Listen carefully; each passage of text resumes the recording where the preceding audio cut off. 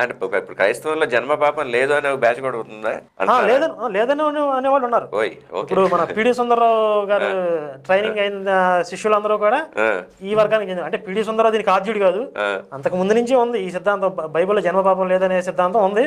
మన ప్రధానంగా తెలుగు రాష్ట్రాల్లో దీన్ని బాగా ప్రచారం చేస్తుంది పిడి సుందరరావు వర్గం. దీనికి వ్యతిరేకంగా ఆపోజిట్ గా చాలా మంది బైబిల్లో జన్మపాపం ఉందని చెప్పి ప్రచారం చేసేవాళ్ళు వాళ్ళు ఉన్నారు. ఇప్పుడు వాళ్ళకి ఎంత పచ్చగడ్డేస్తే బొగ్గమంటుందంటే ఒకళ్ళు కొట్టుకుందాం అన్నంత తీవ్ర స్థాయిలో మాట్లాడుతున్నారు. అంటే మొత్తం ప్రపంచం అంతా క్రైస్తవం విస్తరించిన, అందుట్లో కూడా ప్రొటెస్టెంట్లే అంతా విస్తరించిన, లేదా క్యాథలిక్లే అంతా విస్తరించినా కూడా వాళ్ళకి చిన్న వివాదం, ఏదో ఒక పాయింట్ దగ్గర వివాదం వస్తుంది. దాంట్లో నువ్వు రైటా నువ్వు సైతానువా నేను సైతాన్ని అనే వివాదాలు రేగుతాయి. అంటే ఒకటే అవకాశం ఉందండి. ప్రపంచం మొత్తం అందరు క్రైస్తవులు అయిపోతే వివాదాలు రాకపోవడానికి అవకాశం ఒకటే ఉంది. ప్రపంచంలో ఒక్క మనిషే ఉంటే. ఇద్దరు మనుషులు ఉంటే కుదరదు. ఒకడే ఉన్నాడు అనుకోండి, వాడు